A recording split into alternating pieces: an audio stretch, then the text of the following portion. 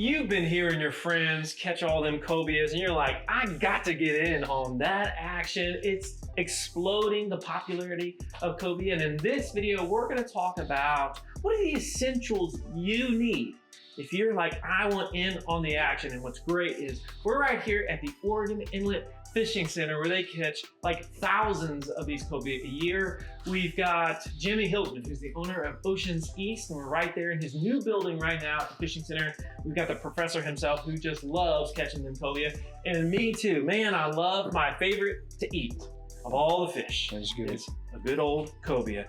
And so we're gonna make sure by the end of this, you know exactly what you need to catch those cobia.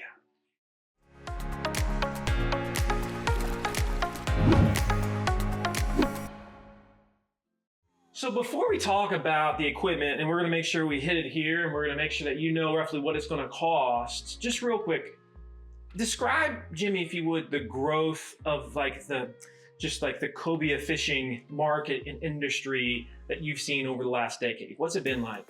It's really growing. I mean, you know, when I was charter fishing 15 years ago, 20 years ago, we had to open a Saltwater Sportsman magazine and show our customers what a cobia was. No way. Because they had no clue what we were even fishing for. That's wild. And then now, you know, fast forward 15, 20 years later, now everybody knows what a cobia is. I mean, it's such a good eating fish. And in this region of the country, I mean, it is very, very popular now. Yeah, what do you love about it, Professor? Well, the fight. You know what I mean? They are animals. To me, it's like you're fighting an ocean fish. It is. But you're inshore. Yeah. Which is so cool. It is cool. And they get big. I mean, there's some big ones around. I mean, they can really wallop it. And what's interesting in the Chesapeake Bay, in the Middle Bay where we are, there's a lot more of a chum, anchor up method for catching them because they're harder to see. Yeah. Whereas you get down the bay, more south, and then you start seeing people side cast for them. And of course, here at Oregon Inlet, I'm guessing that's pretty much what everybody does. Most of it's sight fishing, yeah. Yeah, most of it's side fishing. Yeah, so this industry, I think, is only going to continue to grow as long as the fish are around. It is so fun to do, and you can start it without spending a ton of money. So let's look at what we would need. I actually made some mistakes on this when we started cobia fishing with my son. I didn't realize they were so powerful, and we paid the price with losing some fish early on. So let's make sure we don't make that mistake. They will definitely test your terminal tackle. Yes, it will. They will test your tackle. All right, so if we're gonna be using, let's start with the rod itself. What do they need to be looking for? What would you suggest? You know, I have some 8-foot rods, some 7-foot rods. So I'd say between 7 and 8-foot rod, you want something like a heavy action. Some actions like an extra heavy action. I want something with a lot of backbone. You know, a cobia has a very, very hard mouth. You know, especially when you're throwing bucktails to them, you need something that you can just really set that hook a couple times into their mouth, okay, or you'll pull them off. And you need something when they get down underneath the boat that you can sit there and winch them on up because they're going to pull. Right, so it's got to be heavy duty. Is there a certain parameter when it comes to rods that people have to look for? Like, how does somebody know if a rod is strong enough? Is there like a magic number or system for this? It's very, very hard, you know, to say with that. I mean, what I like to do is I pull on the end of it and see how much bend. I want something with a soft enough tip that you can throw a bucktail or something or a lure and have some action where it's not too stiff. Yeah. But I want something that's pretty stiff in the rest of that rod. So when you do, like I said, you do hook back on one, right, you can set the hook. So I would want something just a pretty stiff rod with a soft tip. Is that the case for you, Professor? Like when you're looking at these, what would you, is there any, and I think most of yours are custom. Yeah. Yeah, and you've had Doug Gray from Killer Bee Customs there in Virginia. He's made all of yours in the past. And anything in particular you're looking for with your cobia rods? Well, the thing we have going on in the boat is space. So we don't have a place for 50 different fishing rods. Mm-hmm. So we have bailing poles with spinning rods on them that we use for dolphin fishing. They double as our casting rods for tunas. They double as our cobia rods. You know what I mean? So it's I kind of don't get the best of both worlds with that. We use what we have. Yeah, we use what we have, but we do make do. So we do. Let's say we've got our rod. It's got the right just amount of strength and tip action. Yeah. So let's now move to the reel itself. somebody saying, all right, I want a good reel. I don't want to break the bank. I'm just going into the Cobia. I know I want to do it. What are you going to recommend to them, Jim? So there's several different options, of course, but this is one I think this can get you started. You know, I wouldn't go any cheaper than this. And this is the Penn Pursuit. You know, it's around a $60 reel, and that can get you started. There's a few options cheaper than that, but I don't think they'll hold up. I don't think the gears will hold up on a Cobia. Cobia famous, a big Cobia stripping gears out of reels. So this is something that can get you in the game, but not break the bank, and it's only $60. And that rod's, you know, about $60, $70 also. So that rod, so paired up, I feel like it's a good starting setup that can get you going. Yeah, so for the rod reel combo, we've got, you know, probably about 120, 30 bucks into this, and we've got that Penn Pursuit, you said 4 is that reel that you use. And so again, the strength on this that you're gonna be looking for is, like, is there a set size reel? Somebody says, what size reel should I be looking for? I'll say this, you know, a 5,000 size reel with a Shimano is very, very different than a Penn or a Daiwa. So it's hard to say one size fits all with these companies, but with a Penn, you know, this is a 6,000 size series.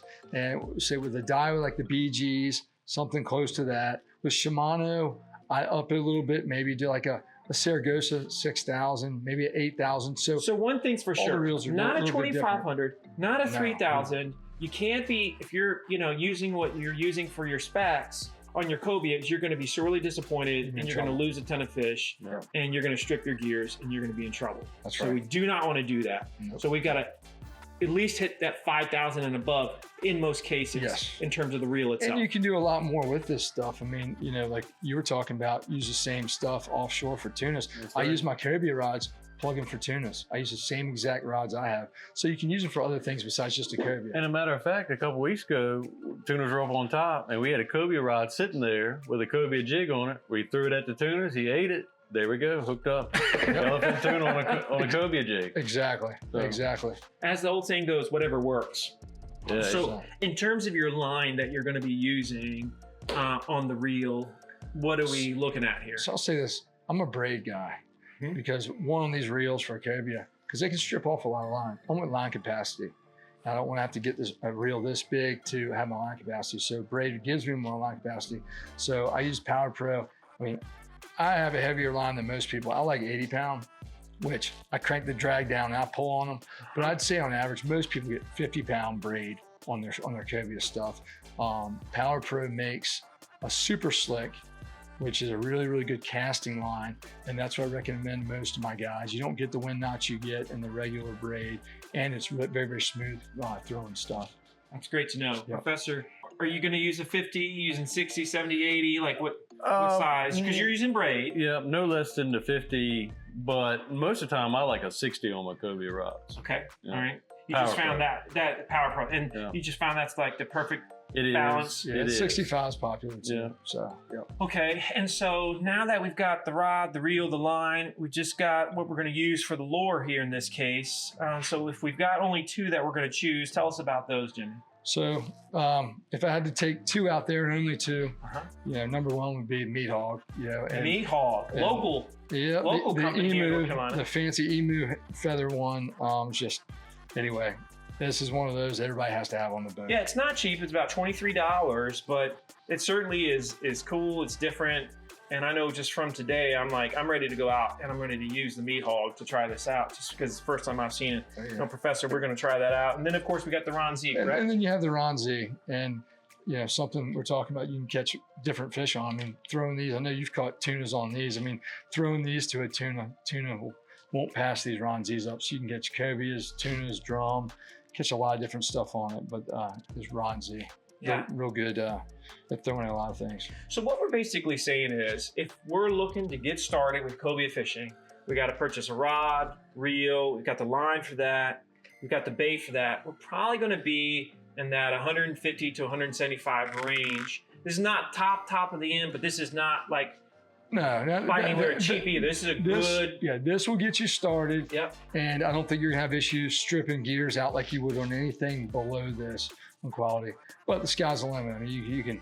I have other options of stuff that, Sure. that I can sell people that, lighter, nicer. But this, I think anybody that bought this setup right now could go out and catch a Cobia and be very happy with it.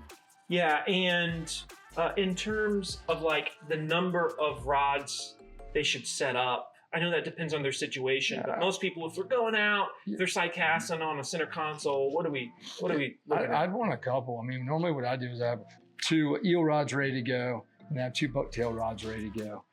If something happens, you always have another one that you got a spare that you can grab. I always like to have a spare to everything fishing. Yeah. You never know what's going to happen. You never know what's going to happen. Something breaks off, but you still see, you still got it, that fish right there in front of you. Yeah. You don't want to be rigging something up in that moment. That's the most stressful moment. Oh my gosh. When you're on the fish and you're fooling with gear. Or it could be a tough day and you haven't seen any fish all day and all of a sudden you see 3. Yeah. And they all eat. You can throw 3 different baits at them and all 3 of them eat it. You know what I mean? Day's made real and your quick, day is made. You might not see any more the rest of the afternoon. So Yeah.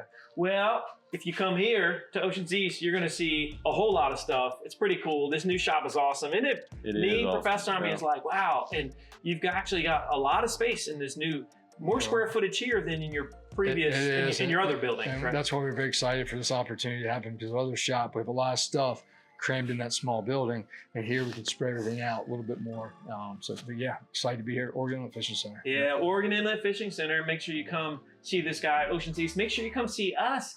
Slip number 92, Pirates Cove Marina. Come offshore. If you have further suggestions and comments about Cobia gear, especially for those just getting started, make sure you put that in the comments section. We appreciate you being a part of the community. And until the next time, everyone, stay salty.